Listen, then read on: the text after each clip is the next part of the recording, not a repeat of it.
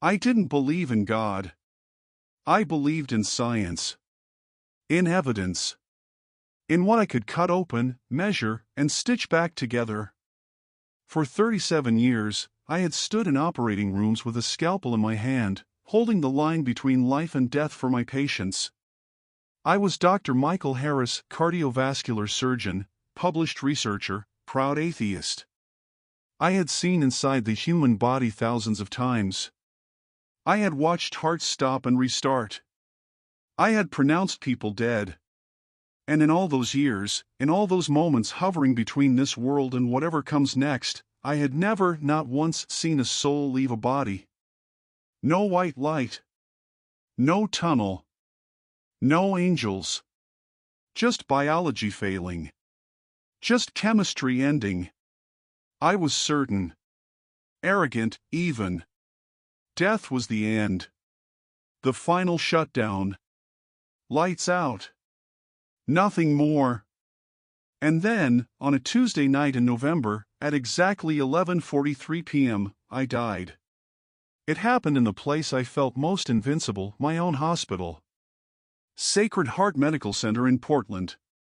I had just finished a 7-hour coronary bypass surgery, successful, routine. My team was cleaning up. I was pulling off my surgical gloves when the pain hit. Not gradual. Not a warning whisper. A sledgehammer to my chest. My sternum felt like it was being crushed inward, ribs splintering, something inside me tearing apart. I gasped, couldn't get air. My left arm went numb. The surgical glove fell from my hand and hit the floor in slow motion. Dr. Harris? My resident, Dr. Patel, turned toward me. I saw her face change. Saw her eyes widen. I tried to speak, tried to say I'm having a heart attack, but my knees buckled. I went down hard. My head cracked against the tile floor. I heard it, felt it, and then the fluorescent lights above me started spinning. Voices exploded around me. Someone screaming code blue. Hands on my chest. Hands ripping open my scrubs. I remember thinking, with ridiculous clarity, the irony. The surgeon becomes the patient. And then I remember Dr. Chen, my colleague, my friend, leaning over me, his face too close, shouting my name. Michael! Michael, stay with me! But his voice sounded distant. Underwater. The pain in my chest was gone now. Replaced by something worse, numbness. Creeping cold. I tried to focus on his face, but the lights were dimming. The sounds were fading. My last conscious thought was strange and quiet. This is it. This is how I die. On the floor of my own or surrounded by people I trained. And then nothing. Flatline. 11:43 p.m. My heart stopped. But I didn't. I need you to understand this next part, because it defies everything I spent my career believing. My heart had stopped. No pulse. No blood flow to my brain. According to every medical textbook I'd ever read, I should have been unconscious. Gone. A body waiting to be resuscitated or pronounced. But instead, I was aware. More aware than I'd ever been in my life. I opened my eyes, except I didn't have eyes anymore, not physical ones, and I was floating. Hovering. Weightless. I looked down, and there I was, my body, sprawled on the operating room floor, my scrubs torn open, my chest exposed. Dr. Chen was starting compressions. I could see his hands pumping against my sternum. 1, 2, 3, 4, his face twisted with panic and determination. Dr. Patel was pulling the crash cart, her hands shaking so badly she almost dropped the defibrillator paddles. Charging to 200, someone shouted. I didn't recognize the voice. I watched from above, from the corner of the ceiling near the observation window, as they placed the paddles on my chest. Watched my body convulse when the electricity hit. Watched the monitor beside me, a flat green line. No heartbeat. They shocked me again. 300 joules. My body jerked like a puppet. Still nothing. Flatline. That terrible, endless tone. Come on, Michael. Dr. Chen was crying now. I'd never seen him cry. Not when we lost patients. Not when his father died. But he was crying now, sweat dripping down his forehead, mixing with tears. Don't you dare die on me. I tried to call out to him, I'm right here. I'm okay. But I had no voice. No body. Just consciousness. Just me, suspended in the air, watching them fight for a corpse that used to be mine. And that's when I felt it. The pull. Something behind me. Above me. Something vast and irresistible, like gravity but stronger, warmer, intentional. I turned. How do you turn without a body? And I saw it forming in the corner of the operating room, impossible and undeniable, a tunnel. Not made of light, not yet. Just a tunnel of space, of depth, of somewhere else, opening in the air like a doorway I'd never noticed before. And I knew. I knew with absolute certainty, if I went into that tunnel, I wasn't coming back. Below me, Dr. Chen injected something into my chest. I learned later it was epinephrine, shot directly into my heart. My body twitched. The monitor beeped once. Twice. Then flatlined again. Time. Dr. Chen gasped. For minutes, someone answered. 4 minutes dead. The pull grew stronger. I felt myself drifting backward, toward the tunnel, toward the opening. I tried to resist, tried to hold onto the operating room, the smell of antiseptic, the sound of the heart monitor's monotone scream, but it was like fighting a riptide with no arms, no legs, no strength. Again. Dr. Chen placed the paddles on my chest a third time. 360 joules. Clear. The shock hit. My body arched off the floor. The monitor spiked, then flatlined. And I let go. I stopped fighting the pull. I turned toward the tunnel, and the moment I did, everything changed. The operating room vanished. The sounds, the shouting, the alarms, the compressions faded into silence. And I was moving. Fast.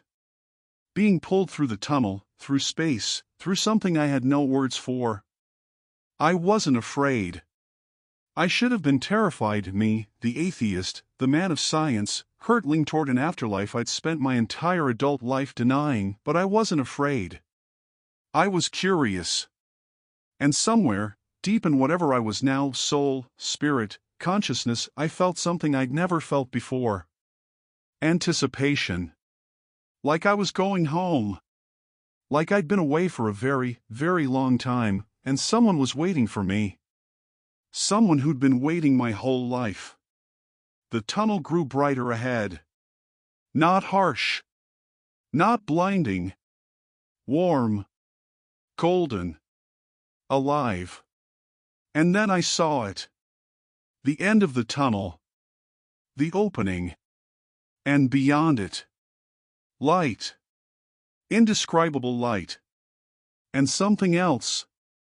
Someone else. And I knew without being told, without seeing his face yet, I knew who it was. And I knew my life on earth was over. But my journey had just begun. The first thing you need to understand about being dead is that you're not unconscious. You don't slip into some peaceful darkness where time stops and awareness fades. At least, I didn't. I was more conscious than I'd ever been alive. Every sense, if you can even call them senses anymore, was heightened, sharpened, impossibly clear. I could see everything. And I mean everything. Not just what was directly in front of me, but 360 degrees. All at once. Without turning my head, because I didn't have a head. I could see the entire operating room simultaneously, the crash cart in the corner with its drawers half open, the surgical instruments still laid out on the tray for my last procedure, the clock on the wall reading 11:47 p.m., the coffee stain on the floor near the sink brown, shaped like Italy, that had been there for weeks. And I could see my body. God, it was strange seeing myself from the outside. My face was gray. Lips turning blue. Eyes half open, staring at nothing. Dr. Chen was still doing compressions, his arms trembling with exhaustion, his scrubs soaked through with sweat. He'd been at it for how long? Time felt different now. Elastic. Like minutes could be seconds or hours, I couldn't tell anymore. "Come on, Michael," he shouted again, and I could hear the desperation cracking through his voice. "We need AP. Someone get me another amp of AP." Dr. Patel stumbled to the crash cart, her hand shaking so violently she knocked over a tray of syringes. They clattered to the floor. I heard each one distinctly, separately, like my hearing had become superhuman.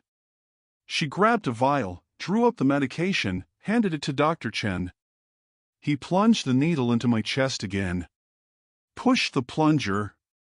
My body didn't respond. "How long?" Dr. Chen asked, his voice barely a whisper now. 7 minutes, someone said. I couldn't see who. A nurse, maybe. Standing by the door.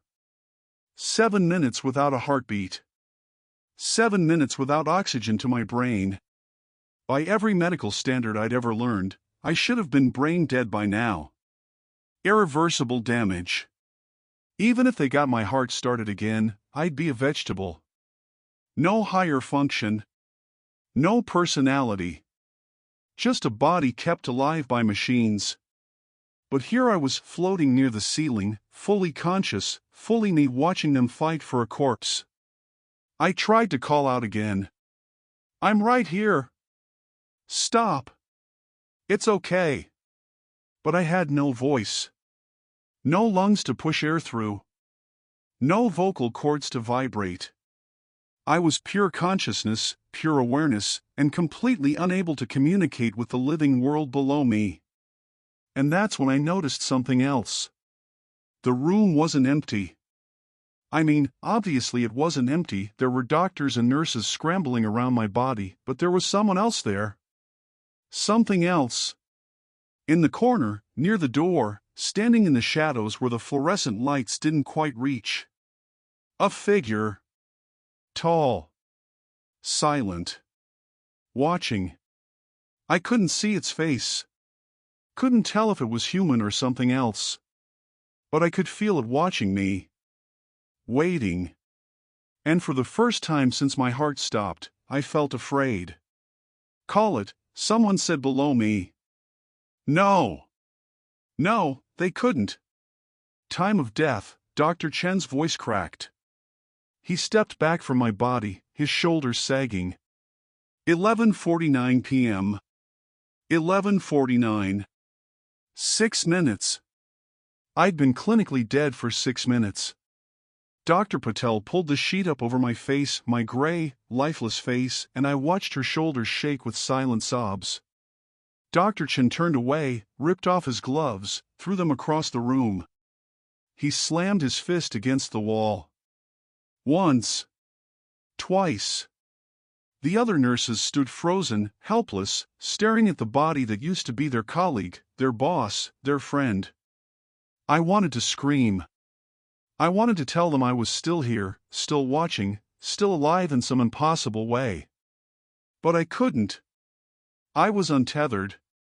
Disconnected. A ghost in my own hospital. And then the pull came back. Stronger this time.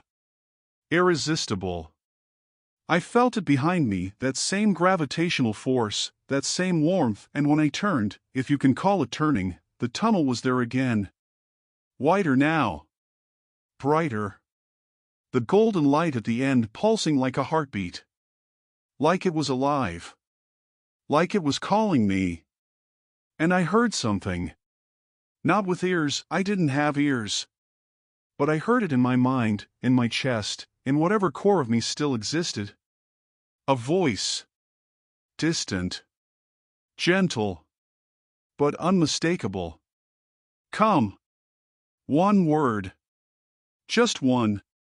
But it shattered something inside me. Some last tether to the physical world snapped, and I felt myself lifting, floating backward, toward the tunnel. The operating room began to fade. The sounds, the quiet weeping, the hum of machines, the overhead lights grew dimmer. Softer. But just before I entered the tunnel completely, I saw something that I couldn't explain. Shouldn't have been able to see. I saw through the walls. I saw down the hallway, through the doors, into the waiting room where my wife Sarah sat hunched in a plastic chair, her face buried in her hands. She didn't know yet. No one had told her. But she knew something was wrong. I could see her shaking. See her lips moving in what might have been a prayer, though Sarah hadn't prayed in years, not since our daughter Emily died of leukemia 8 years ago. Not since she'd stopped believing in a God who would let children suffer. Sarah, I tried to call to her. I'm sorry. I'm so sorry. But the pull grew overwhelming. The tunnel swallowed me whole. And I was moving. Fast. Faster than anything I'd experienced in life. Not like falling. Not like flying. Like being pulled through space and time by something with infinite strength and perfect control. The darkness of the tunnel surrounded me, but it wasn't frightening. It was transitional. Like a doorway. A passage. And as I moved, images began to flash around me. My life. Not in order. Not chronologically.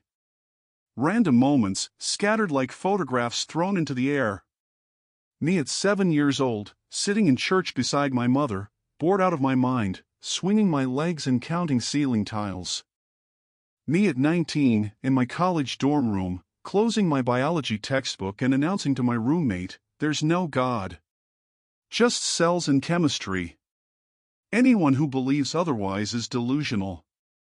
Me at 26, standing at my mother's funeral, staring at her casket and feeling nothing. Just emptiness. Just the knowledge that she was gone, decomposing, returning to the earth. No heaven. No reunion. Just death. Me at 30, in the delivery room, holding my newborn daughter Emily for the first time, her tiny fingers wrapping around mine, and feeling something I couldn't name whisper in my chest, "This is sacred."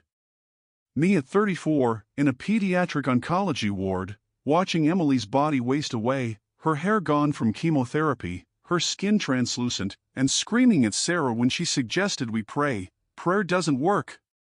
God isn't listening because God isn't real.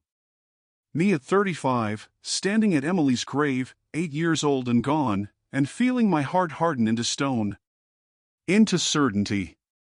Into rage at anyone who dared suggest she was in a better place. The images came faster. Sharper. Moments I'd forgotten. Moments I'd buried. Me mocking a scrub nurse for wearing a cross necklace. "You really believe a carpenter from 2,000 years ago rose from the dead? Grow up." Me laughing with colleagues at a conference about religious fanatics who refused certain medical treatments. Me standing in my office late at night, staring at Emily's photo on my desk, whispering into the darkness, "If you're real, if you're out there, I hate you. I hate you for taking her. I hate you for not existing." And then silence. The images stopped. The tunnel opened. And I stepped out into something else. Not the operating room. Not Earth. Not anywhere I'd ever been. I stood, if you can call it standing, on the edge of something vast. Infinite. I looked down and saw no ground, just light. Looked up and saw no sky, just more light. Colors I'd never seen before. Not variations of red or blue or green. Entirely new colors.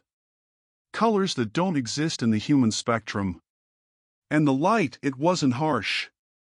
It didn't hurt. It was warm. alive, intelligent. And I knew without being told, without seeing a sign, I knew where I was. I was at the threshold, the boundary between earth and eternity. And standing before me, still distant but unmistakable, was a figure. A man. Radiating light. Radiating love. And even though I'd spent 37 years denying his existence, even though I'd mocked his name and cursed his followers and lived as if he'd never died for me, I knew exactly who he was. And I fell to my knees. Not in reverence. In terror. Because I suddenly understood, I was about to meet the God I'd spent my entire life rejecting. And he was about to speak. I need to tell you something about kneeling before God when you don't have knees anymore. When you're not a body, but something else, something stripped down to your essence, your soul, whatever word you want to use for the core of who you really are. You can't hide. You can't look away. You can't cover yourself with excuses or explanations or the intellectual armor you spent your whole life building. I was naked. Not physically. Worse than that. I was exposed in a way that made physical nakedness seem like a heavy coat. Every thought I'd ever had. Every secret I'd kept. Every moment of pride, of cruelty, of indifference, it was all visible. Laid bare. Like my entire life was suddenly written across my soul in letters of fire, and I couldn't erase a single word. And he was looking at me. I couldn't see his face yet, he was still too far away, too bright, but I could feel his gaze. And it wasn't what I expected. I expected anger. I expected judgment, the way a judge looks at a criminal. I expected him to see me the way I'd seen myself in those last flashing moments of my life review, arrogant, cruel, blind. But that's not what I felt. I felt sorrow. His sorrow. Not for himself. For me. Like he was looking at someone he loved who'd been lost for a very long time. Someone he'd been searching for. Calling for. Waiting for. And I broke. I don't mean I cried, I didn't have tears anymore. I mean something inside me shattered. Some dam I'd built across my heart over decades, through my mother's death, through Emily's death, through every patient I'd lost and every prayer I'd mocked, it cracked wide open. And everything I'd been holding back came flooding out, the grief, the rage, the loneliness, the desperate, howling emptiness of a life lived without God. I wanted to speak. Wanted to say something, anything, to defend myself, to explain why I'd rejected him, why I'd lived as if he didn't exist. But before I could form a single thought, the light around me shifted. And I wasn't standing at the threshold anymore. I was somewhere else. I was in a hospital room. Not Sacred Heart. Somewhere older. Smaller. The walls were pale yellow, peeling at the corners. The fluorescent lights flickered. And in the bed beside me, hooked up to machines that beeped softly in the quiet. Emily. My daughter. 8 years old. Bald from chemotherapy. Her skin so pale it was almost translucent. Her breathing shallow and labored. I knew this moment. I'd lived it. This was 3 days before she died. And there I was, my past self, sitting in the chair beside her bed, staring at my phone, scrolling through medical journals, unable to look at her. Unable to face what was happening. Daddy? Emily's voice was so small. So weak. Past me looked up, forced a smile. Yeah, sweetheart? Am I going to die? The smile cracked. I watched past me's jaw tighten. Watched him put down the phone. We're doing everything we can, Emily. The doctors, the treatments. That's not what I asked. She turned her head on the pillow, and even through the exhaustion, even through the pain medication, her eyes were clear. Sharp. Am I going to heaven? Past me froze. I watched myself struggle for words. Watched the lie form on my lips. There's no such thing as heaven, Emily. When we die, we just stop. We go to sleep. Forever. No pain. No fear. Just peace. But Grandma said. Grandma was wrong. My voice, past me's voice, was too sharp. Too harsh. Emily flinched. Listen to me. There is no heaven. There is no God. There's just life and death. And right now, we're fighting for your life. That's all that matters. Okay? Emily stared at me for a long moment. Then she turned her face away. Okay, Daddy. I watched her close her eyes. Watched a single tear slide down her cheek. And I watched past me pick up my phone and go back to scrolling. Blind. Deaf. Completely unaware that I'd just stolen hope from my dying daughter. The scene dissolved. And I was somewhere else. My mother's funeral. 10 years earlier. The church was half empty. A handful of her friends from the neighborhood. A few distant relatives. And me, 26 years old, standing at the back in a cheap black suit, refusing to sit down. Refusing to participate. The pastor, I'd forgotten his name, was talking about resurrection. About eternal life. About seeing her again in heaven. And I remembered this moment. Remembered the rage boiling in my chest. Remembered thinking, lies. Comfortable lies to make death bearable. But I won't participate. I won't pretend. The pastor finished. Invited anyone who wanted to say a few words. No one moved.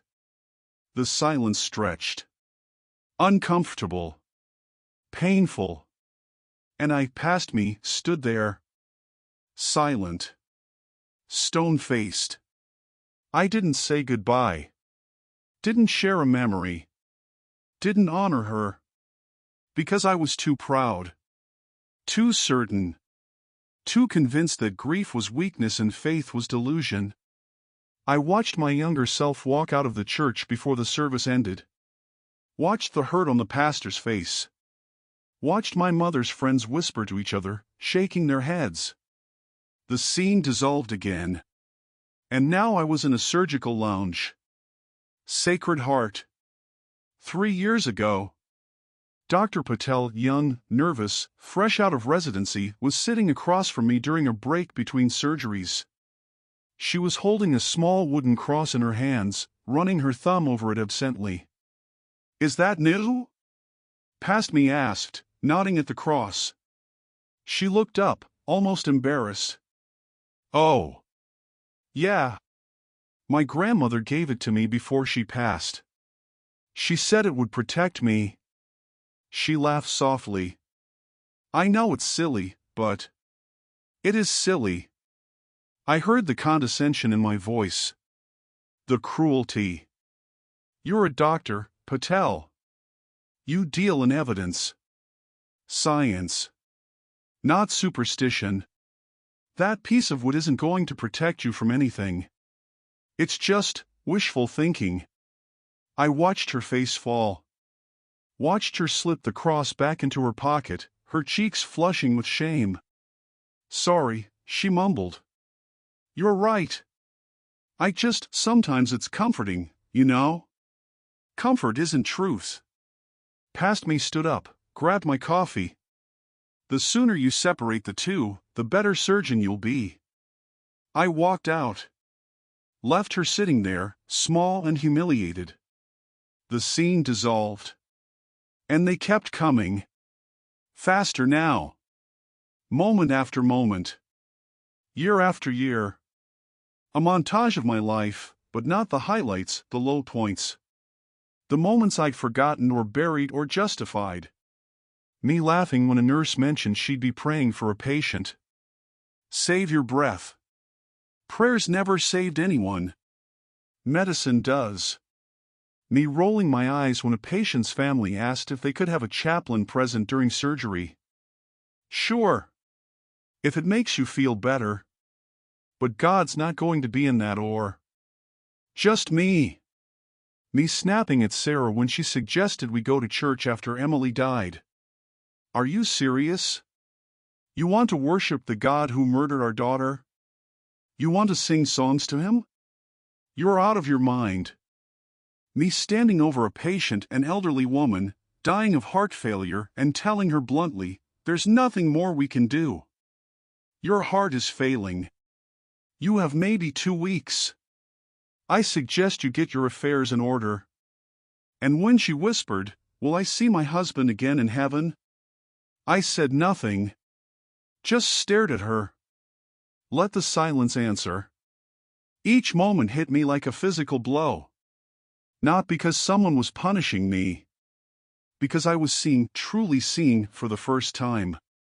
Seeing the pain I'd caused. The hope I'd stolen. The cruelty I'd dressed up as honesty. The souls I'd dismissed as delusions. And the worst part? I'd been proud of it. Proud of my rationality. My refusal to comfort people with lies. My commitment to cold, hard truth. But standing here now, suspended in this place between life and death, between earth and eternity, I could see what I'd refused to see before. I hadn't been rational. I'd been bitter. I hadn't been honest. I'd been cruel. I hadn't been enlightened. I'd been blind. And the people I'd hurt, Emily, my mother, Dr. Patel, my patients, Sarah, they hadn't been weak for believing. They'd been desperate for hope. For meaning. For love. And I'd given them nothing. The scene stopped. The light returned. And I was back at the threshold, kneeling before the figure, closer now, so much closer, and I understood why I was seeing all of this. This wasn't punishment. This was truth. This was me, confronting the man I'd actually been, not the man I'd convinced myself I was. And I couldn't bear it. I wanted to run. To disappear. To cease existing rather than face what I'd done. What I'd become. But then he spoke. Not audibly. Not in words that traveled through air and hit eardrums. But I heard him, felt him, speak directly into my soul. Michael. My name. He said my name. And the way he said it, not with anger, not with disappointment, but with such profound, aching love, I shattered all over again. I tried to speak. Tried to apologize. I'm sorry. I'm so sorry. I was wrong. About everything. About you. But he wasn't finished. You have spent your life running from me. Hiding from me. Hating me. And I have never stopped loving you. Not for 1 second. Not for 1 breath. The light around him intensified. And he began to move toward me. Closer. Closer. And I finally saw his face. I can't describe his face. I don't mean I won't. I mean I can't. The human language, English, medical terminology, every word I'd learned in 37 years of life, none of it was sufficient. It's like trying to describe color to someone born blind, or music to someone born deaf. The tools don't exist. But I'll try. His eyes. God help me, his eyes. They weren't just brown or blue or any earthly color. They held depth. Infinite depth. Like looking into galaxies, into entire universes, spinning and alive and full of light. And when he looked at me, I didn't just see myself reflected back. I saw myself known. Completely. Every thought. Every fear. Every secret sin and hidden shame and moment of pride. But here's what broke me, I also saw love. Not tolerance. Not pity. Not the distant approval of a deity watching from far away. Love. Fierce. Personal. Unrelenting. The kind of love that would tear through hell itself to reach you. The kind of love that would endure mockery, torture, crucifixion and call it worth it because you were on the other side. His face was both ancient and young. Weathered by suffering but radiant with joy. Scarred but beautiful. I saw the faint marks on his forehead, thorn wounds. I realized with a jolt and something in my chest collapsed completely. This was real. He was real. Jesus. The name I'd mocked. The man I'd dismissed as mythology. The God I'd spent my entire adult life denying. He was standing 3 feet in front of me. Alive. Radiant. Terrifying in his beauty. And he was smiling. Not a smile of triumph, see? I told you I was real. Not a smile of judgment, now you'll pay for what you've done. But a smile of reunion.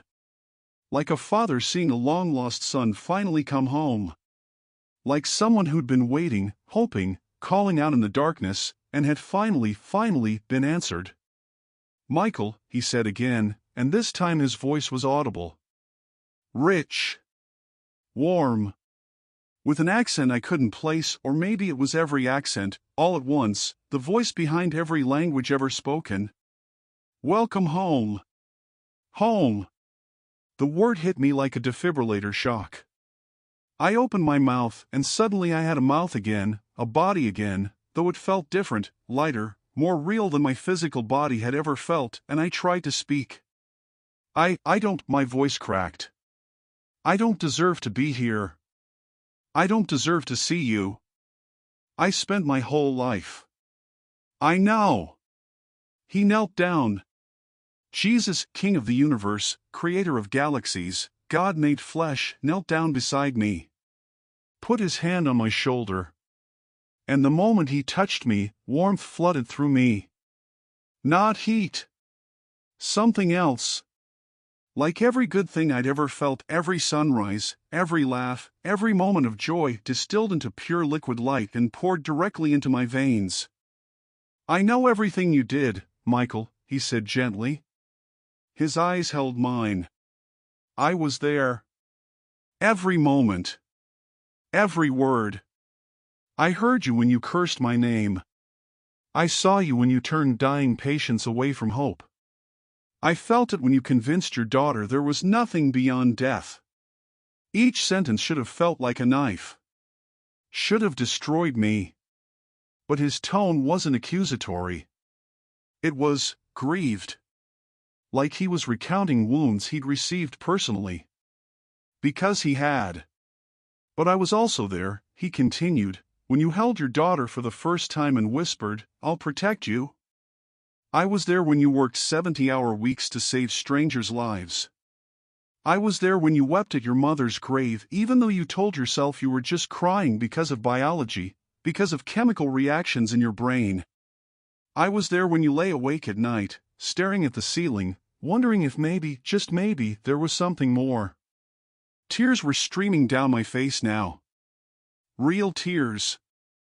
I could feel them, warm and wet, though I didn't understand how I could cry without physical tear ducts, without salt water and biology.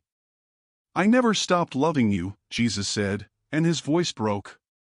Actually broke. Like it caused him pain to say it. Not when you denied me. Not when you mocked me. Not when you told others I didn't exist. I loved you when I formed you in your mother's womb. I loved you when I hung on that cross. I loved you when you stood in operating rooms, holding life and death in your hands, convinced you were doing it alone. You were never alone, Michael. I was always there. Always calling. Always waiting. But I didn't listen, I choked out. I couldn't hear you. I know. He wiped a tear from my cheek with his thumb. And I saw it then. The scar on his hand. The nail wound, still visible, healed but not erased. And I understood, he kept the scars. He chose to keep them. Not as shame, but as proof. As testimony to what he'd done for me. For everyone. Why? I whispered. Why would you still love me after everything Because that's who I am. He smiled again, and it was radiant. I am love, Michael. Not love as you understood it, conditional, earned, fragile. I am the love that creates galaxies and counts every hair on your head. The love that would leave 99 sheep to find the one who ran away. You spent 37 years running from me. And I spent 37 years chasing you. And I would have chased you for 37 more. For 37,000. For eternity. Because you were mine. You always have been. He stood, pulling me up with him. And for the first time, I looked around. We weren't at the threshold anymore. We were somewhere else. Somewhere that made the operating room, made Earth itself, seem like a faded photograph compared to reality in full color. Heaven. I stood on grass that wasn't just green, it was alive. Each blade shimmered with light, swaying in a breeze that smelled like honeysuckle and rain and something else, something I'd never smelled before but instantly recognized as joy. The sky above wasn't blue. It was every color at once, gold and crimson and violet and those impossible colors I'd seen earlier, colors that don't exist in the visible spectrum, colors that made me weep just looking at them because they were so beautiful.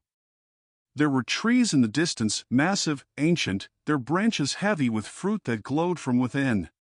And beyond them, structures. Buildings. Temples, maybe, or homes, made of materials that caught the light and threw it back in cascading rainbows. Streets that looked like they were paved with gold, not metaphorically, but actually, literally gold, except it was translucent, like amber, like you could see through it into infinite depths. And the music. Oh God, the music. It wasn't coming from instruments. It was coming from everywhere. From the air itself. Harmonies layered upon harmonies, melodies I'd never heard but somehow knew by heart. Worship. Pure, unfiltered, joyful worship. And I realized the grass was singing. The trees were singing. The very atoms of this place were singing, and they were singing one name. Jesus. Jesus. Jesus. Not like a chant. Like a celebration. Like every molecule of heaven was so saturated with his presence, so overcome with his love, that they couldn't help but sing. I fell to my knees again, not in terror this time, but in awe. This is real, I whispered. This is all real. Did you think I was a liar? Jesus asked, and there was humor in his voice now. Gentle humor. Did you think I made promises I couldn't keep? I looked up at him, and he was grinning. Actually grinning. And I started laughing. I couldn't help it. I laughed and cried at the same time, overwhelmed by the absurdity of it all. Me, the atheist surgeon, standing in heaven, talking to Jesus, while the grass sang worship songs at my feet. I was such a fool, I said. Yes. He nodded. But you were my fool. And I never gave up on you. He held out his hand. Come. There's someone who wants to see you. My heart, if I still had a heart, lurched. Who? But he just smiled and started walking. I followed him through the grass, and with every step, I felt lighter. Freer. The weight of guilt, of shame, of 37 years of pride and bitterness, it was lifting off me like chains being unlocked one by one. Not because I'd earned forgiveness, but because he'd already given it. On the cross. 2,000 years ago. Before I was born. Before I'd sinned. He'd already paid for it all. We walked past a river crystal clear, flowing with water that sparkled like diamonds, and I somehow knew that if I drank from it, I would never thirst again. We walked past gardens where flowers bloomed in impossible colors, where the petals hummed with light. We walked past people, actual human beings dressed in white robes, their faces glowing with joy, and some of them turned and waved at me, people I'd never met but who looked at me like I was family. Because I was. This was my family. The family I'd denied. The family I'd mocked. The family I'd told myself didn't exist. And they welcomed me anyway. We rounded a corner, and Jesus stopped. Turned to me. His expression shifted, softened, and he said quietly, "She's been waiting for you." I looked ahead. And my heart stopped all over again. Standing in the middle of a garden, surrounded by roses that bloomed without thorns, was a little girl. 8 years old. With long brown hair, thick and shining and healthy, and skin that glowed pink and warm and alive. She was wearing a white dress, and she was smiling, and when she saw me, she started running. "Emily," I choked out. "Daddy," she shouted, and her voice was strong, clear, full of life, and she crashed into me, throwing her arms around my waist, and I dropped to my knees and held her. Held my daughter. My baby girl. Who I'd watched waste away. Who I'd watched die. Who I'd told there was no heaven. And here she was. Whole. Healed. Perfect. "You're here," she laughed, pulling back to look at my face. "I knew you'd come. I knew Jesus would bring you." "Emily," I couldn't stop crying. Couldn't speak. "I'm so sorry. I'm so sorry I lied to you. I told you there was no heaven. I told you." "I know, Daddy." She put her small hands on my cheeks, and her eyes, those beautiful brown eyes that used to be dull with pain, were sparkling with light. "But I forgave you. And Jesus forgave you. And now you're here. You're finally here." I pulled her close again, buried my face in her hair, and sobbed. Great, heaving sobs that shook my entire body. Because she was real. This was real. Heaven was real. And I had been so wrong. Jesus knelt beside us, put his hand on my back. "She's been praying for you, Michael. Every day since she arrived. She never stopped believing I would reach you." I looked up at him through tears. But I didn't deserve. None of us do. His smile was gentle. "That's the point. That's grace." Emily took my hand. "Come on, Daddy. I want to show you everything. Grandma's here too. And there's so much to see, the libraries and the mountains and the throne room, and we have forever now." Forever. Forever. The word echoed in my chest. I looked at Jesus. At Emily. At the impossible beauty surrounding us. And for the first time in my entire life, I felt peace. But then Jesus' expression changed. The joy dimmed slightly. He stood, his eyes distant, like he was looking at something far away. "Michael," he said quietly, "you need to understand something. You can't stay." The words hit me like ice water. "What?" Emily's grip on my hand tightened. "No. He just got here." Jesus looked at me, and his eyes were filled with sorrow. "With purpose. Your time on earth isn't finished," he said. "I'm sending you back." "No." The word came out of me like a gasp. Like a plea. Like a prayer I didn't know I was capable of praying. "No, please. Please don't send me back." I gripped Emily's hand tighter, felt her small fingers squeezing mine, warm and alive and real. "I just found her. I can't leave her again. I can't." "Daddy," Emily's voice wavered. Her eyes filled with tears, but not the tears of pain I'd seen in that hospital room 8 years ago. These were different. Tears of understanding. Of acceptance. Jesus knelt down in front of us both. He took my other hand in his, the scarred one, the wounded one, and when he touched me, that warmth flooded through me again. That peace. But underneath it, I felt something else, urgency. Purpose. A mission I didn't understand yet but could already feel pressing against my chest. Michael, he said, and his voice was gentle but firm. Look at me. I did. And in his eyes, I saw something that made my breath catch. I saw Earth. Not from space, from his perspective. I saw billions of souls, each one glowing like a candle flame. Some burned bright with faith. Others flickered, weak and dying. And some, so many, were completely dark. Cold. Walking through life blind to the reality I was standing in right now. Do you see them? He asked. Yes, I whispered. Those are my children. The ones I died for. The ones I'm calling. Every second of every day, I'm calling them. But so many can't hear me. So many have been told, by people like you, Michael, that I'm not real. That heaven is a fairy tale. That death is the end. The weight of his words pressed down on me. The weight of what I'd done. What I'd taught. The hope I'd stolen from dying patients, from grieving families, from my own daughter. I spent my whole life leading people away from you, I said, my voice breaking. I spent 37 years convincing them you didn't exist. I know.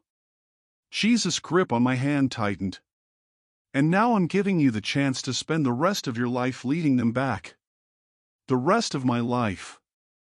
Back to Earth. Back to the operating room. Back to my body, my broken, clinically dead body that had been without oxygen for, how long? 9 minutes now? 10. Back to the pain. The limitations. The veil that separates earth from heaven, that makes faith so difficult, that makes doubt so easy. I don't want to go back, I said honestly.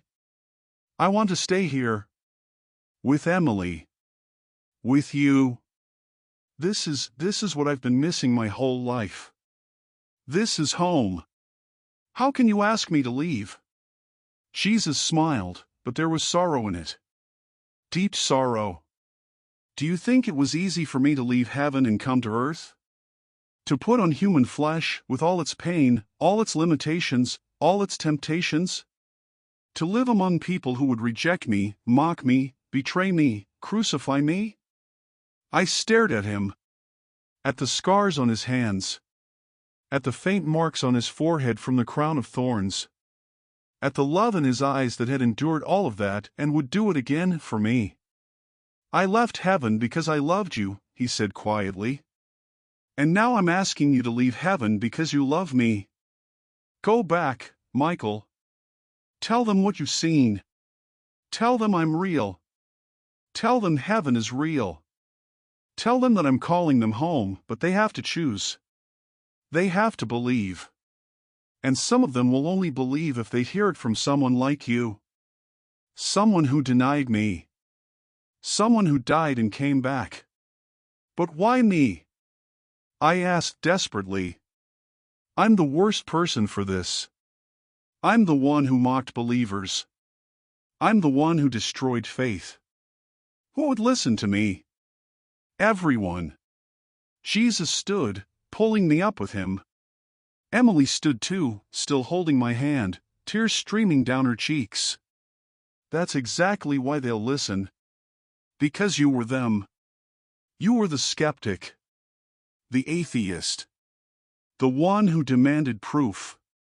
And now you have it. Now you've seen me. Touched me. Stood in heaven. And when you tell your story, they won't be able to dismiss it as the delusions of a religious fanatic. Because you weren't religious. You were the last person who would ever believe. And yet, here you are. He was right. God help me, he was right. I looked down at Emily. Sweetheart, I don't want to leave you again. She threw her arms around me, pressed her face against my chest. I know, Daddy. But it's not forever. Just for a little while. And then you'll come back. You'll come home for real. And we'll be together forever. Okay? Okay, I whispered, though the word felt like it was tearing me apart. She pulled back, looked up at me with those sparkling eyes. And Daddy? I'm so proud of you. I'm proud that Jesus chose you for this. You're going to help so many people. You're going to give them what you couldn't give me in that hospital room, hope. Hope. The words settled into my chest like an anchor. Jesus put his hand on my shoulder. Before you go, I need to show you something. You need to understand what's at stake. You need to see what happens to those who refuse me. The garden around us began to fade. The light dimmed. The music stopped. And suddenly, we were somewhere else. Somewhere dark. I felt it before I saw it, heat. Oppressive, suffocating heat that pressed against my skin like a living thing. And then the smell hit me, sulfur, decay, burning flesh, despair given a physical odor. I gagged, tried to cover my nose, but the smell was everywhere, inescapable. Where are we? I asked, though part of me already knew. The other side, Jesus said quietly. His face was grave. Filled with sorrow. The place prepared for Satan and his angels. The place where those who reject me will spend eternity. Hell. We stood on the edge of a chasm, and when I looked down, I saw it, darkness broken only by flames. Not metaphorical flames. Real fire, roaring and hissing and consuming but never destroying. And in the flames, I saw people. Thousands of them. Millions. Writhing. Screaming. Their voices rising in a chorus of agony that made every horror movie I'd ever seen look like a children's cartoon. But the worst part wasn't the fire. It was the isolation. Each person was alone. Completely, utterly alone. Trapped in their own torment. Unable to reach anyone else. Unable to be comforted. Unable to escape. And the look on their faces, the regret, the realization, the crushing weight of eternity stretching out before them with no hope, no relief, no end. I turned away. I can't look at this. You must. Jesus' voice was firm. Because this is what you were headed for, Michael. This is where you would have ended up if your heart had stopped 1 minute earlier. If I hadn't reached you in that operating room. If I hadn't called you here to show you the truth. But I didn't know, I gasped. I didn't know you were real. I didn't know this place was real. And now you do. He turned me to face him, his eyes blazing with intensity. And now you get to go back and tell them. Tell them that this is real. Tell them that their choices matter. Tell them that they don't have to end up here because I already paid their way out. I already died for them. All they have to do is believe. All they have to do is call on my name. But if they refuse, if they reject me until their last breath, I cannot force them into heaven. I won't violate their free will. And so they choose this. They choose separation from me. And it destroys them forever. I looked back at the chasm, at the faces in the flames, and I recognized some of them. Patients I'd treated. Colleagues I'd worked with. People I'd convinced that God wasn't real, that death was the end, that there was nothing to fear or hope for beyond the grave. And they were here. Because of me. No, I fell to my knees. No. I didn't know. That's why you're going back. Jesus lifted my chin, forced me to look at him. You can't save the ones who are already here. Their choice is made. But you can save the ones who are still alive. You can tell them the truth. You can give them hope. You can point them to me. The darkness around us began to lift. The heat receded. And we were back in the garden. Back in the light. Emily was still there, waiting for us, and when she saw my face, saw the horror etched into it, she ran to me and hugged me tight. "It's okay, Daddy," she whispered. "You're going to help them. You're going to make sure they don't go there." Jesus knelt beside us one more time. "Michael, when you return, your life will not be easy. People will mock you. They'll call you delusional. They'll say your brain was oxygen deprived, that you hallucinated, that this was just a dream. Even some believers, some Christians, will doubt you. But I need you to be strong. I need you to tell the truth no matter what. Because lives are at stake. Eternal lives." "I will," I said, and I meant it. "I promise. I'll tell everyone. I'll spend every day of the rest of my life telling them about you. About this place. About what you did for me." He smiled. Reached out and touched my forehead with his scarred hand. "Then receive this, my spirit. My strength. My words. When you don't know what to say, I will speak through you. When you're afraid, I will give you courage. When you're weak, I will be your strength. You will not do this alone, Michael. I will be with you. Always." Heat flooded through me, not the oppressive heat of hell, but living fire.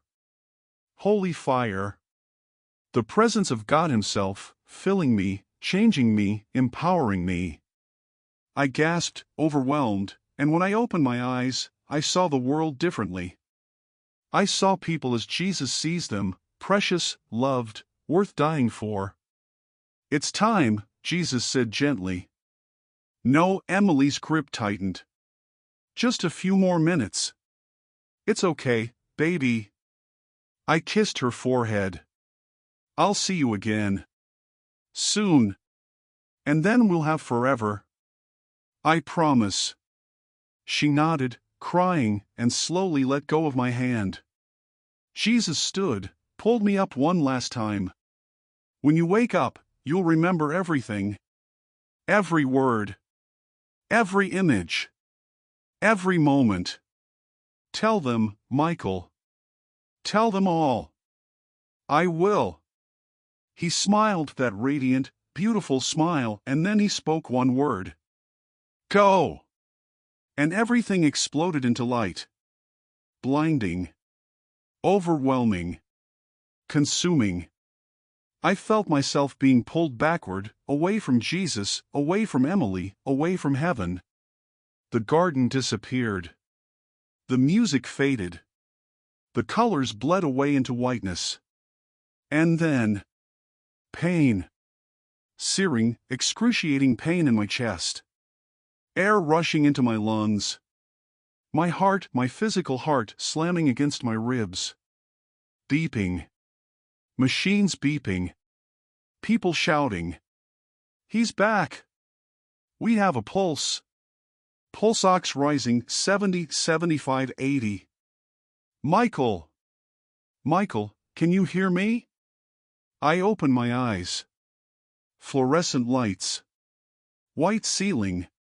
Dr. Chen's face hovering above me, streaked with tears, his eyes wide with shock. "You were gone," he whispered. "You were dead for 9 minutes. 9 minutes. How?" I tried to speak, but my throat was raw. A breathing tube. They pulled it out, and I coughed, gasped, felt the cold air of earth filling my lungs for the first time since I'd left. And I knew. I knew exactly what I had to do. I reached up, grabbed Dr. Chen's arm, and with every ounce of strength I had left, I whispered, "Jesus is real. Heaven is real. I saw him. I saw her. Emily, I saw Emily. And he sent me back. He sent me back to tell you." Dr. Chen stared at me like I'd lost my mind. But I didn't care. Because I had died. I had met Jesus. And nothing would ever be the same.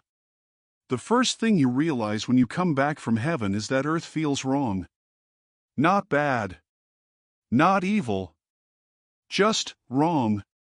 Like putting on clothes that are 3 sizes too small. Like trying to see after staring directly into the sun. Everything was dimmer. Heavier. Less. The fluorescent lights above me, lights that I'd worked under for 15 years without a second thought, now seemed sickly and pale compared to the radiant glory I'd just left. The air tasted stale. Recycled. Dead. And the sounds, the beeping monitors, the hum of machinery, Dr. Chen's ragged breathing were jarring and discordant after the perfect harmonies of heaven. But the worst part was the weight. I could feel my body again. All of it. Every pound. Every ache. The crushing pressure of gravity pulling me down against the hospital gurney. My chest burned where they'd shocked me. My ribs were on fire, probably cracked from the compressions. My head throbbed where I'd hit the floor. And underneath it all was something deeper, the weight of mortality. The knowledge that this body would fail again. That it would age and deteriorate and eventually die. Again. Michael, stay with me.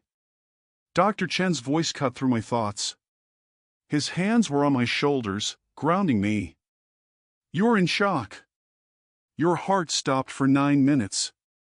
9 minutes without oxygen to your brain.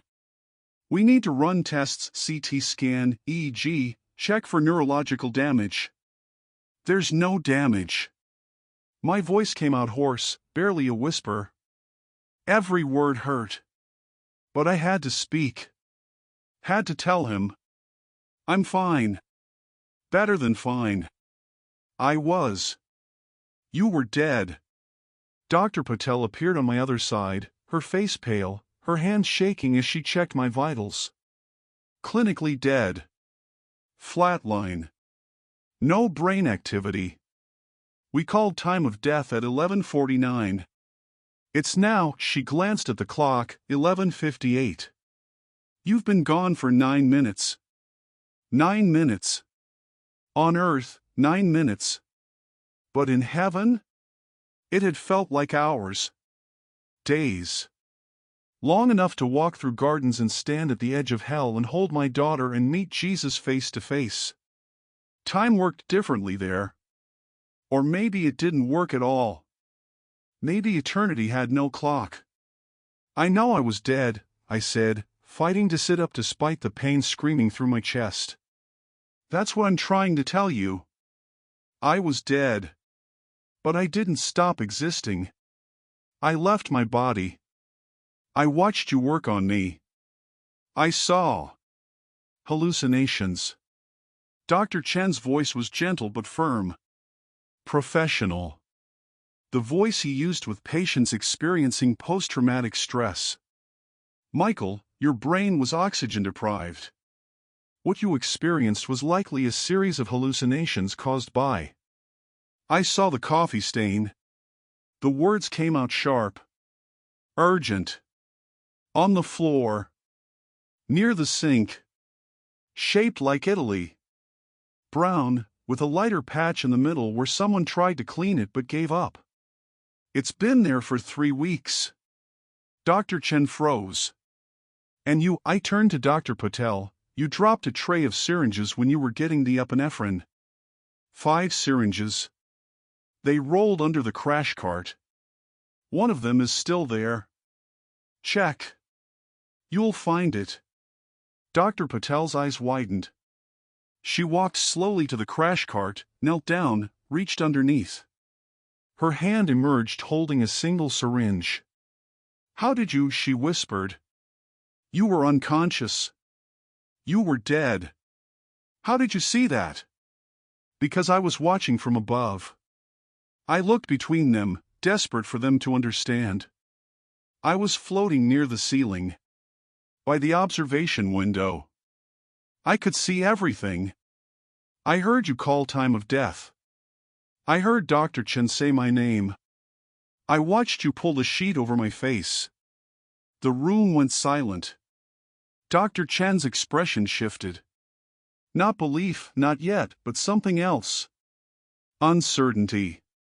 The first crack in his rational, scientific worldview. That's impossible, he said quietly. I know. I met his eyes. I know it's impossible. By every law of medicine, by every principle of neuroscience, I should be brain dead right now. Or at the very least, I should have significant cognitive impairment. But I don't.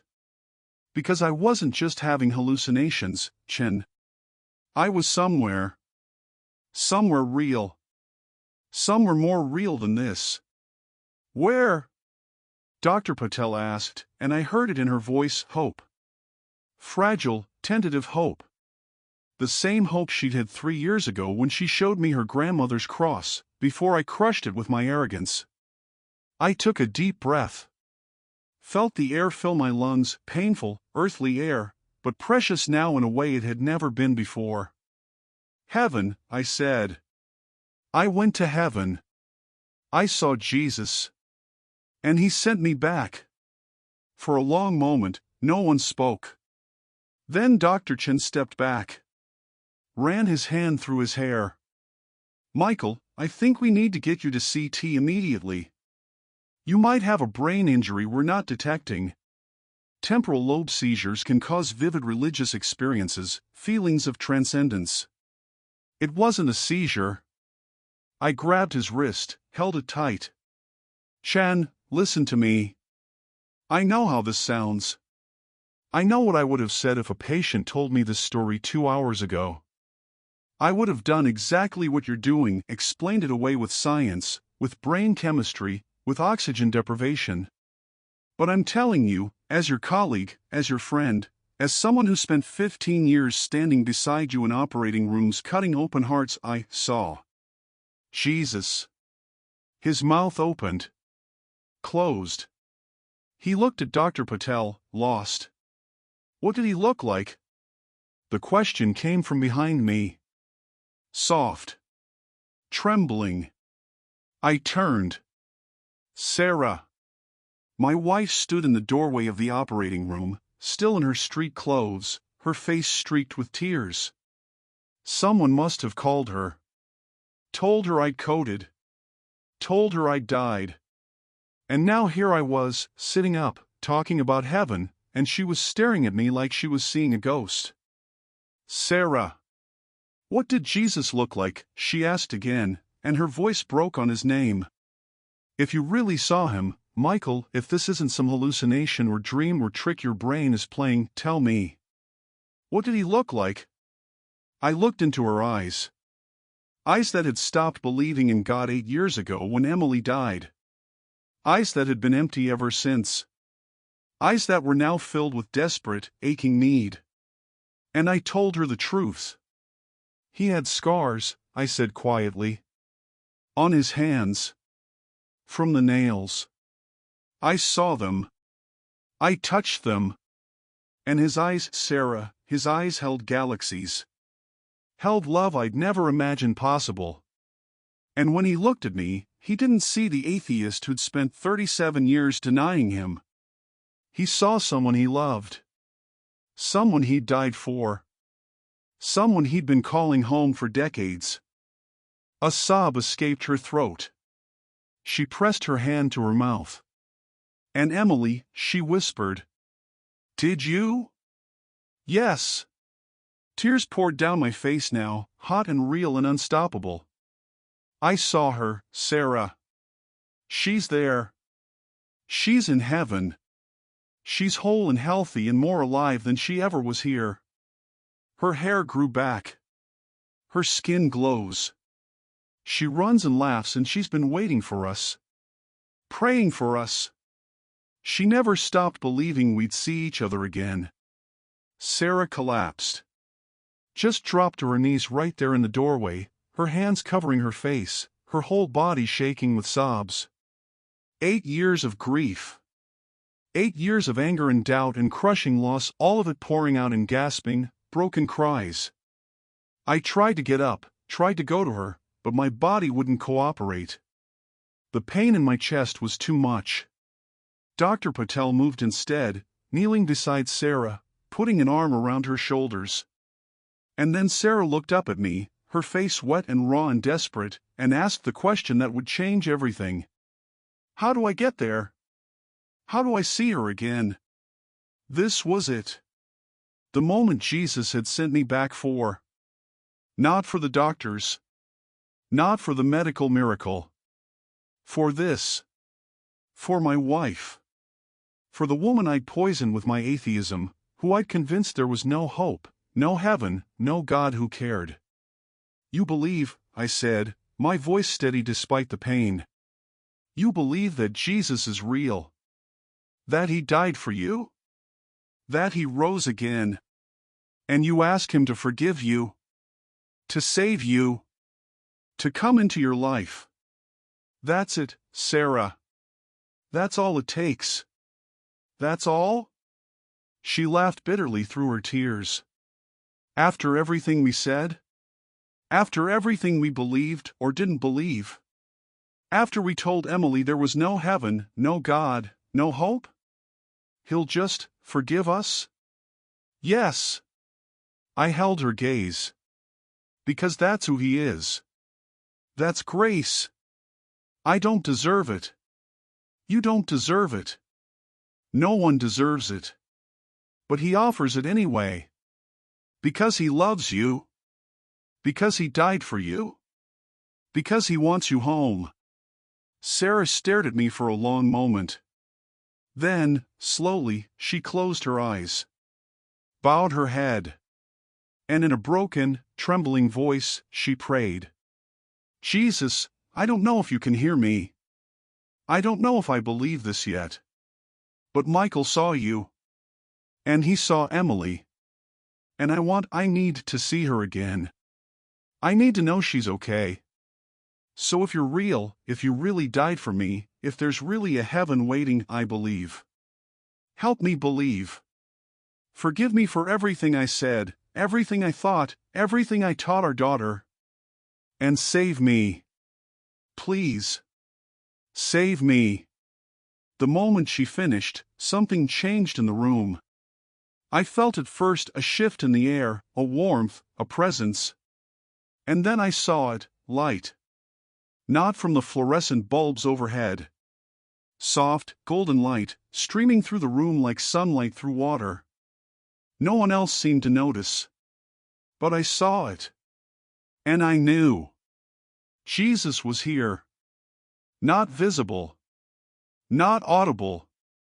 But present. Answering Sarah's prayer. Welcoming her home. She opened her eyes, and I saw it happen, the emptiness, the hollow, grieving darkness that had lived in her eyes for 8 years filled. With light. With hope. With something she thought was lost forever. I feel, she gasped, pressing her hand to her chest.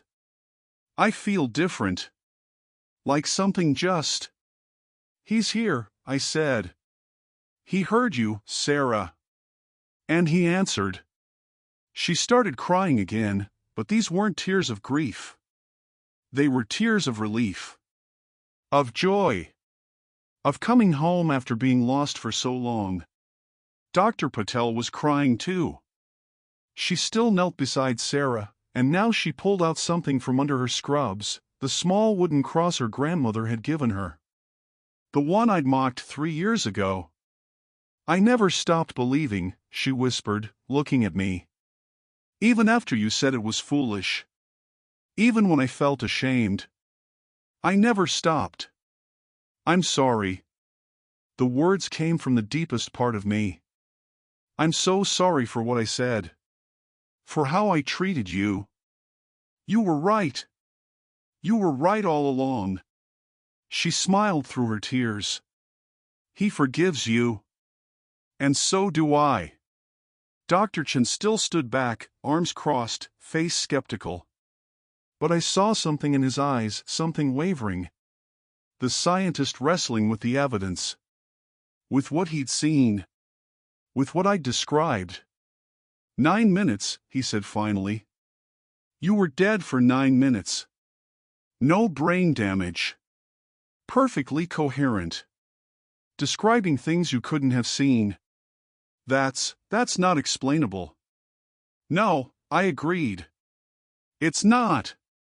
It's a miracle, Chen. And I'm living proof that Jesus is real. That heaven is real.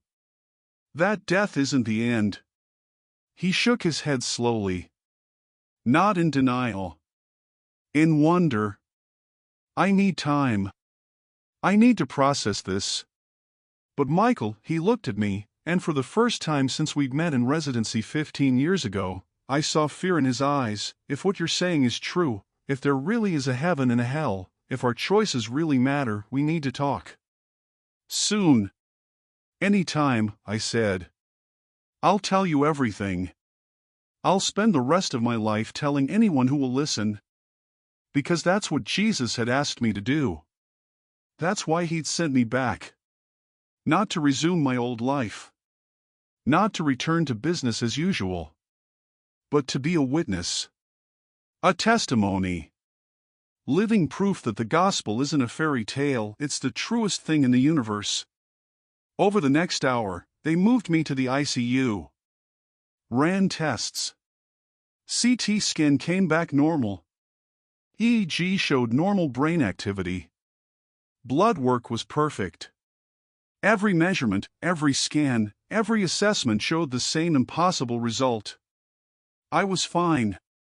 Completely, medically, inexplicably fine.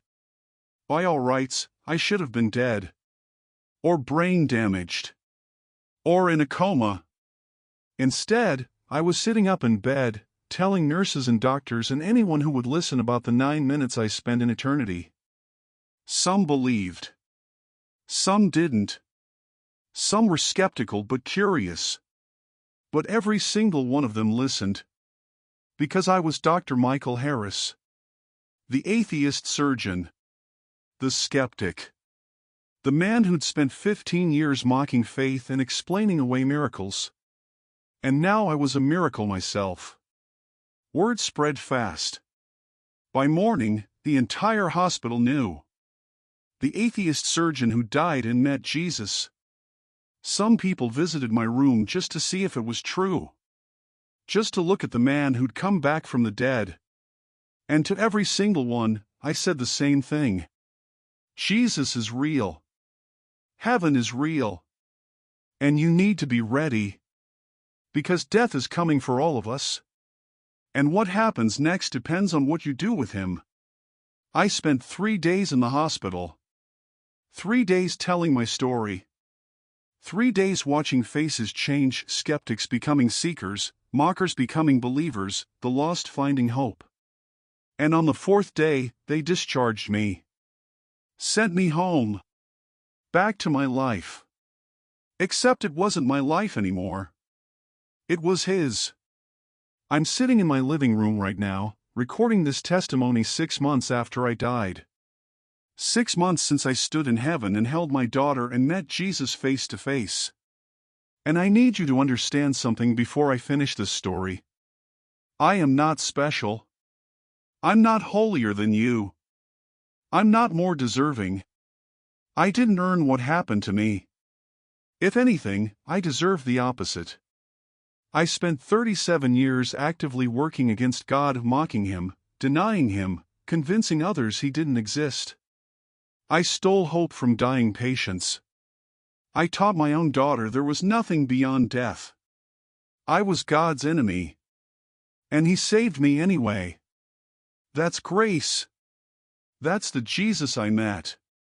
And that's the Jesus who's calling you right now. Yes, you, whoever you are, wherever you are, whatever you've done, calling you home. Let me tell you what the last 6 months have been like. I didn't go back to surgery. I couldn't. How could I stand in an operating room, holding a scalpel, focused on fixing physical hearts, when I'd seen eternity? When I knew that every patient I treated would die someday, if not on my table, then eventually, and where they spent eternity mattered infinitely more than whether I could repair their coronary arteries? I resigned from Sacred Heart 2 weeks after I was discharged. My colleagues thought I'd lost my mind. The hospital administration tried to convince me to take a leave of absence instead. Give yourself time to recover from the trauma, Michael. Don't make any major decisions yet. But it wasn't trauma. It was clarity. For the first time in my life, I could see clearly. I could see what mattered and what didn't. And what mattered was telling people about Jesus before it was too late. So I started talking. Everywhere. Anywhere anyone would listen. I spoke at churches, dozens of them. Methodist, Baptist, Catholic, Pentecostal, non-denominational. Didn't matter.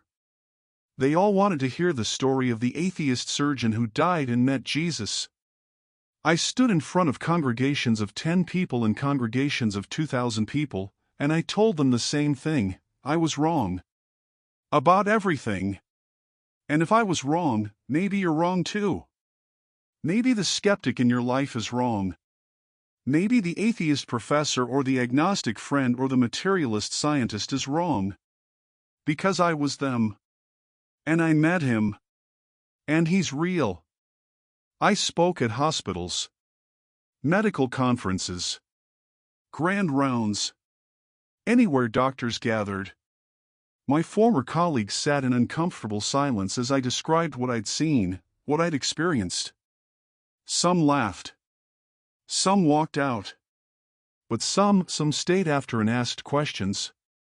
Quiet, desperate questions. Do you really think there's something after death? Do you really believe our work matters beyond just extending life for a few more years? And I told them, yes. Our work matters because people matter. Because souls matter. Because every patient is an eternal being created by God, loved by God, called by God. And if we treat them as nothing more than biological machines, we're missing the point entirely. I spoke at universities. Stood in front of skeptical students and hostile professors and told them my story. Endured their questions, their challenges, their attempts to explain away what I'd experienced with neuroscience and psychology and evolutionary biology. And when they finished, I looked them in the eye and said, I had all those same arguments. I used all those same explanations. And they're wrong. I know they're wrong because I died and went to heaven and met the God you're trying so hard not to believe in. Some stayed atheists. But some didn't. Some came to me afterward, in private, and said, I want what you have. I want that certainty. I want to know I'm not just a meaningless accident in an indifferent universe. How do I find Jesus? And I showed them. Sarah and I started attending church together for the first time in our marriage. Actually attending. Not just showing up for weddings and funerals, but going every Sunday, sitting in the front row, worshiping the God we denied for decades. It felt strange at first. Foreign. Like learning a new language after being mute your whole life. But then it felt like home. Because we weren't just attending church. We were communing with Jesus. The same Jesus I'd met in heaven. The same Jesus who'd held me and forgiven me and sent me back. And every time we sang his name, every time we prayed, every time we took communion, I remembered. I remembered the scars on his hands. The love in his eyes. The sound of his voice saying, go back and tell them. So I did. I will for the rest of my life. But here's what I need you to understand, and this is the most important part of my entire testimony. Time is running out. I don't mean the world is ending tomorrow. I don't mean Jesus is coming back next week, though he could, and I hope he does. I mean your time is running out. My time is running out. We all have an expiration date stamped on our souls, and we don't know when it is.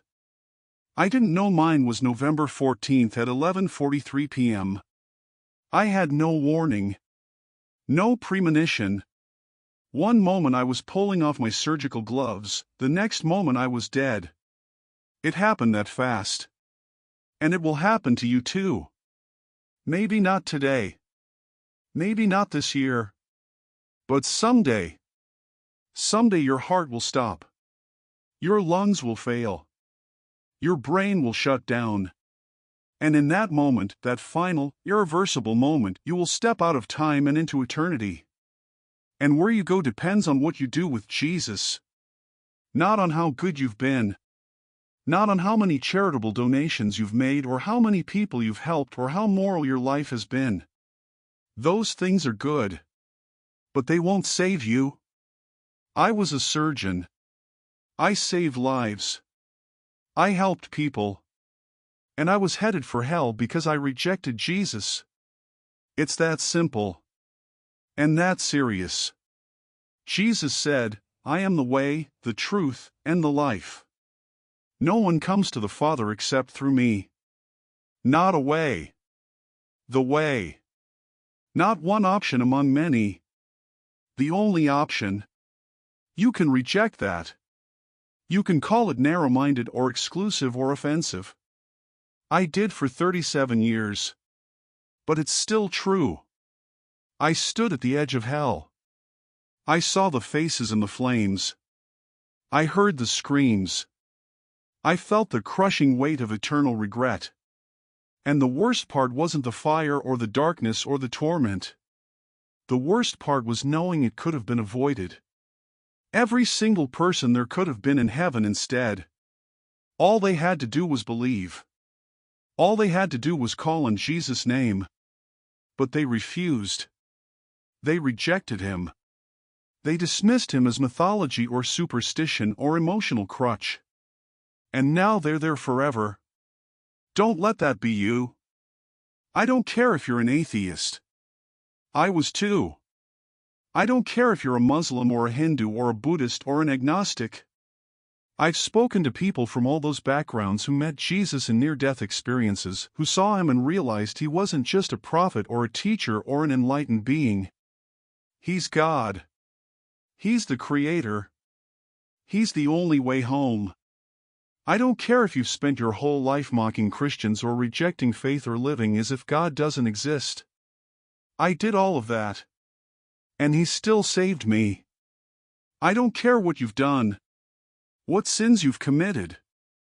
What darkness is in your past. Jesus died for all of it. Every lie, every betrayal, every moment of cruelty or lust or pride or hatred, he took it to the cross. He paid for it with his blood. And if you accept that payment, if you believe in him, if you give your life to him, you're forgiven. Completely. Eternally. It's that simple. But you have to choose. God won't force you into heaven. He won't violate your free will. He offers you salvation, offers you grace, offers you eternal life with him, but you have to accept it. You have to reach out and take his hand. And you have to do it now. Not tomorrow. Not next week. Not when you're older or wiser or more prepared. Now. Because you might not have tomorrow. I almost didn't. If my heart had stopped 1 minute earlier, if Jesus hadn't intervened in that operating room, I would have died an atheist and woken up in hell. And I would have spent eternity regretting every moment I'd wasted rejecting him. Don't wait until you're dying to believe. Don't wait until you're standing at the edge of eternity, looking back at your life, realizing too late that it was all real. Believe now. If you're watching this video, if you're hearing my story, and something in your chest is stirring, some whisper, some pull, some quiet voice saying this is true. This matters. This is what you've been looking for your whole life, that's Jesus. That's him calling you. Reaching for you. Inviting you home. Don't ignore it. Don't rationalize it away. Don't tell yourself you'll think about it later. Respond. Right now. I'm going to lead you in a prayer. It's not a magic spell. It's not a formula. It's just words to help you express what's in your heart. But if you mean them, if you truly believe and truly want Jesus to save you, he will. I promise you. Because He promised. And He never breaks His promises. So if you're ready, if you want to give your life to Jesus, if you want to know that when you die you'll go to heaven, if you want to have the same certainty I have, pray this with me. Jesus, I believe you are real. I believe you are the Son of God. I believe you died on the cross for my sins, all of them, every single one, and that you rose again 3 days later. I believe you conquered death. And I believe you're offering me eternal life right now. I confess that I'm a sinner. I've lived my life my own way, rejecting you, ignoring you, or just not knowing you. And I'm sorry. I'm truly sorry. Please forgive me. Wash me clean. Make me new. I give you my life. All of it. Not just part of it, not just the good parts, but everything. My past, my present, my future. My successes and my failures. My dreams and my fears. Take it all. It's yours. Come into my heart, Jesus. Be my Lord. Be my Savior. Be my everything. I want to know you. I want to follow you. I want to spend eternity with you. Thank you for dying for me. Thank you for loving me. Thank you for saving me. In Jesus' name, amen. If you prayed that prayer, if you meant it, then welcome home. Welcome to the family of God. You just made the most important decision of your entire existence. And I promise you, heaven is celebrating right now. Jesus is celebrating. Angels are rejoicing.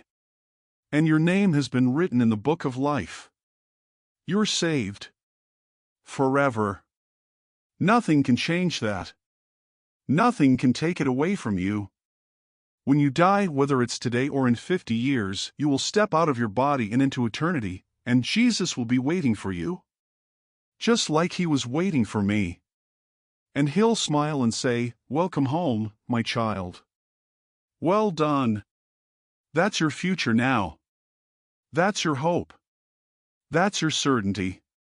But here's the thing, salvation is just the beginning. Now you have work to do. Just like Jesus sent me back to tell my story, He's sending you out to tell yours. You need to tell your family, your friends, your coworkers, the people in your life who don't know Jesus yet. You need to tell them what you just experienced. That you gave your life to Christ. That you're different now. That you have hope. And you need to invite them to experience the same thing. Because time is running out for them too. Don't let the people you love die without knowing Jesus. Don't let them step into eternity unprepared.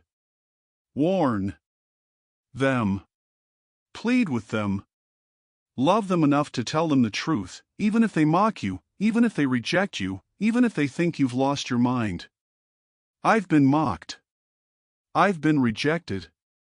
I've lost friends, lost professional respect, lost opportunities because I won't stop talking about Jesus.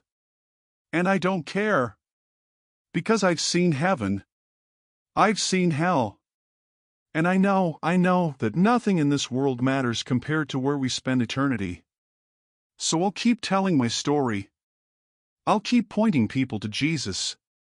I'll keep living every single day like eternity is real, because it is. And if you're a believer, if you've been following Jesus for years, I have a message for you too. Don't take it for granted. Don't let your faith become routine or comfortable or casual. Don't go through the motions of Christianity without actually communing with Christ. Don't sing worship songs on Sunday and then live like an atheist on Monday. Live like heaven is real. Live like hell is real. Live like Jesus is returning tomorrow. Live with urgency and passion and desperate love for the lost. Because people are dying. Every day. Every hour. And some of them are stepping into eternity without Jesus because we, the church, the believers, the saved, didn't tell them. We were too comfortable. Too afraid. Too worried about being offensive or awkward or rejected. But I'm telling you, it's worth it. Every awkward conversation, every mocking laugh, every door slammed in your face, it's worth it if even one person hears the gospel and believes. I was that one person. Someone, probably many someones, prayed for me over the years. Planted seeds. Showed me love even when I mocked their faith. And those seeds, those prayers, created cracks in my armor that Jesus eventually broke through. You might be planting seeds right now in someone's life. You might be the one person God uses to reach that atheist, that skeptic, that lost soul who's one conversation away from salvation. Don't give up. Keep praying. Keep loving. Keep telling them about Jesus. Because eternity is at stake. 6 months ago, I died. And my life changed forever. But really, my life didn't start until I died. Everything before that was just existing. Just going through the motions. Just filling time until the inevitable end. Now I'm alive. Truly alive. Because I know Jesus. Because I've experienced His love. Because I have purpose and meaning and hope. And I want that for you. I want you to know beyond any doubt, beyond any fear, that you're loved. That you matter. That you were created for a purpose. That death is not the end. That heaven is waiting. That Jesus is calling. So please, if you haven't already, give your life to Him. Today. Right now. And if you have, live for Him. Boldly. Urgently. Passionately. Because we don't have forever. We have today. Use it for eternity. My name is Dr. Michael Harris. I was an atheist surgeon who spent 37 years denying God. And then I died for 9 minutes, went to heaven, met Jesus, held my daughter, saw the reality of eternity, and came back to tell you, it's all real. Jesus is real. Heaven is real. Hell is real. And your choice matters. Choose Jesus. Choose life. Choose eternity with the God who loves you more than you can possibly imagine. Don't wait.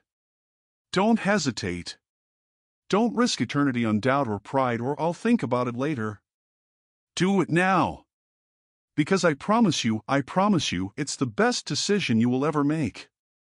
And someday, when your heart stops and you step out of time and into forever, you'll stand in heaven beside me, beside Jesus, beside all the saints who've gone before, and you'll know you made the right choice. Welcome home.